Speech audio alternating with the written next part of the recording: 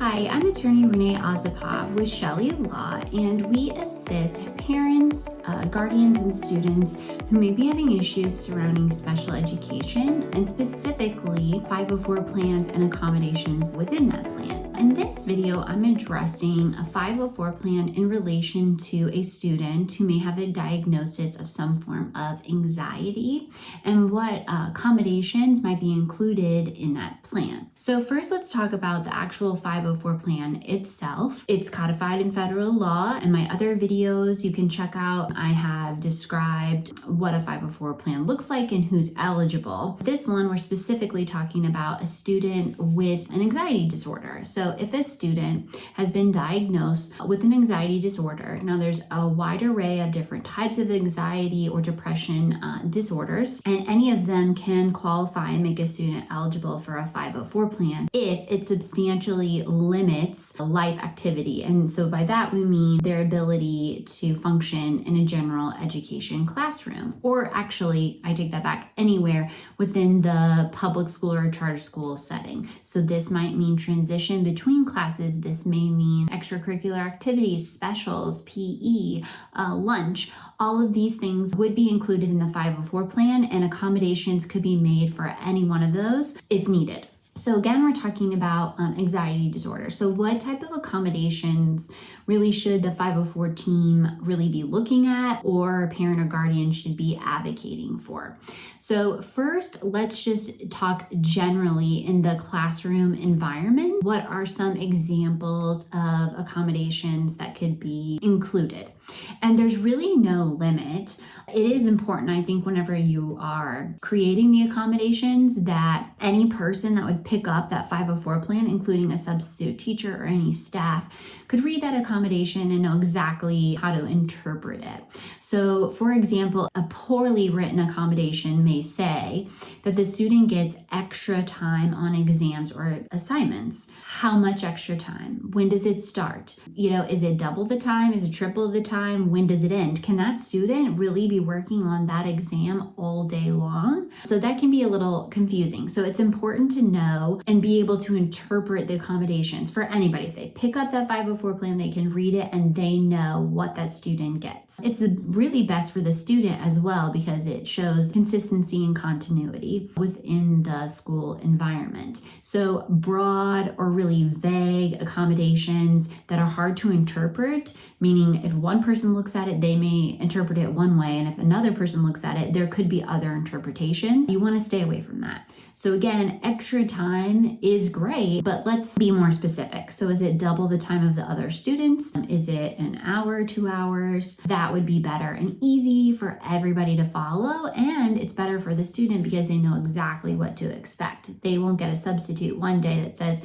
that they can sit and work on their assignment all day, and then when the teacher comes back, they say, no, you only get 1 hour. That can be confusing, and especially with a student with an anxiety disorder, that can be very stressful and harmful on their mental health. So let's talk about some good accommodations within the classroom setting. So the first one I'm going to talk about, it's called cool down passes. So if a child is becoming very agitated or in a stressful state, potentially could be on the verge of a panic attack, they should be able to give a cool down pass so that they can go and notify the teacher without disrupting the class. So maybe this is just handing them a slip of paper. I've also seen sometimes they give certain hand signals like a thumbs up or a number 2 or a 3, something like that, to the teacher to clue the teacher in without disrupting the class that they need to leave so that they can go cool down somewhere.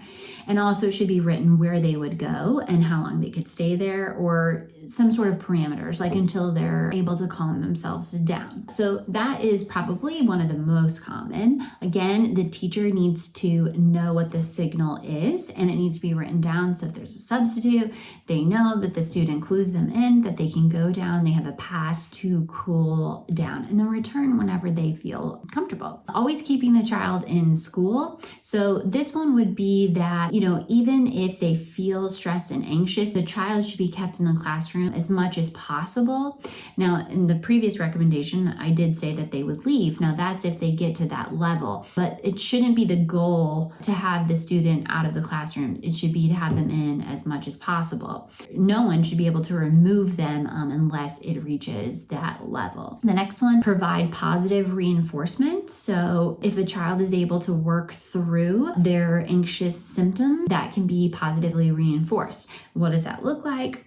Well, it kind of depends on the child's age. This could be a sticker chart where they get a prize, or maybe more time with a teacher or a friend, more recess time, something like that, so that it's positively reinforcing when they're making good choices and helping to advocate for themselves and their behavior. The next one we kind of talked about before is signaling the teacher, but it should be specified in the 504 plan what that signal will be. Will it be a piece of paper? Will it be a hand motion? Will it be saying a code word? It kind of depends. It's whatever the student would feel comfortable with, because we don't want to single them out, because that's just going to add more stress and anxiety. And it's frankly no one else's business. So that way the student, like I said, it doesn't add more stress onto it. Verbal encouragement. So this kind of goes along with positive reinforcement. If the educator is seeing that the child is advocating for themselves, they're self-regulating, definitely verbal reinforcement would be great, letting them know that they're doing a great job. Now, some students, this may cause more stress. This isn't for everybody. There's no one size fits all with accommodations in a 504 plan.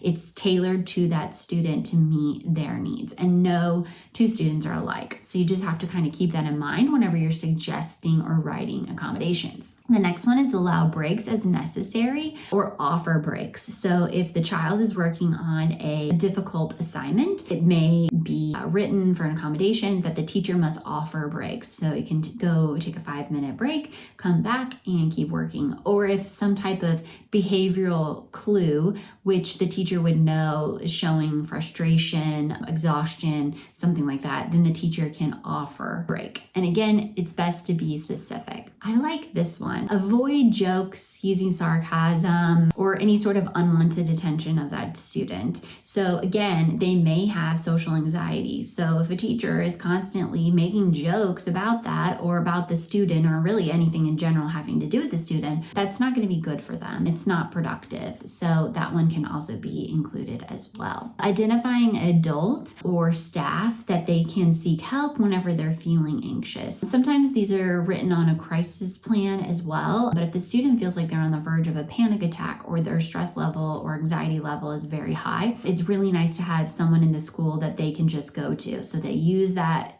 secret code to the teacher. They're allowed to leave. They could then go to that adult within the school and they could help regulate it.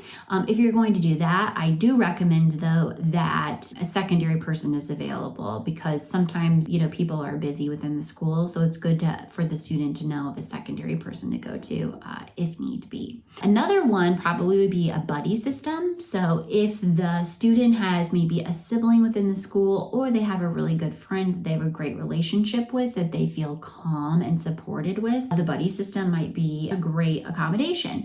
This buddy system also can be included in transitions outside of the classroom, walking to the cafeteria at recess, or they may be able to just sit by that person in the classroom. So even if the seating chart changes, they stay by that buddy because it's calming and it helps them regulate their emotions. Fears of rejection can be another trigger for students with anxiety disorders. So if there's a way to write an accommodation to remove that. So let's talk about the two captains picking teams in the physical education classroom. That may cause extreme anxiety to someone with an anxiety disorder. So if we can kind of remove that, or anything where the teacher is going to be picking certain students, that student with a 504 would feel rejected. If we can remove that scenario, that definitely can be written into accommodation. Extra time and warnings. So this one we talked about before, how much extra time or warnings whenever the class is going to be transitioning, maybe leaving to go to recess or the cafeteria. Sometimes it's nice and it helps the student if they are given warnings. So 5 minutes until this assignment is done. 5 minutes until we're transitioning to lunch and we're leaving to go in the cafeteria. That can absolutely be written into accommodation. And preferred seating. I had mentioned this also when we were talking about the buddy system, but if there is a certain person that gets along well with the student with the 504 and they are very calming, or they, are familiar with the student's diagnosis, it may be great that student gets to sit there. Now, also with preferred seating, maybe that student gets to sit at the front of the class, or at the back, or by the door, or by the bathroom, or wherever they feel most relaxed and not anxious. So it's not going to disrupt them throughout their day. So preferred seating, that one's an easy one. You just write in where the student would like to sit, and the teacher agrees, and then that will not change. Also, we can also talk about accommodations surrounding homework and test. So this one, extended time on test, we discussed that. Clearly stating objectives. So it's kind of hard sometimes with students with anxiety or depression or those types of disorders.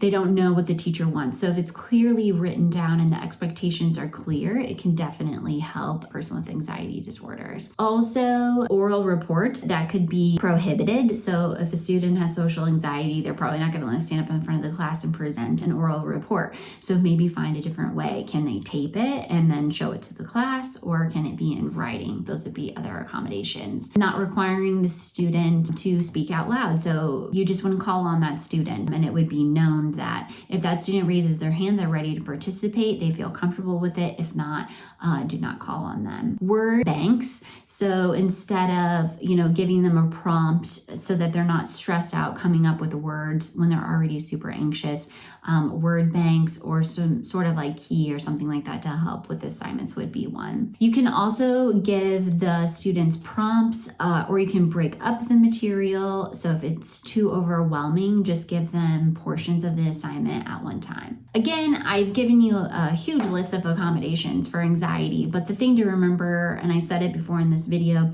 there's no one size fits all. Every student is unique. So it's really important to just assess their needs and get creative with those accommodations, and also be very clear so that it's not open to interpretation. Anybody who picks up that 504 plan will know exactly how to interpret it. If you'd like more information on 504 plans, or you'd like a consultation with us if you feel like your child is in need, or you think that the accommodation should be written differently on their 504, you can check out all of our contact information, which is in the description below. Thanks.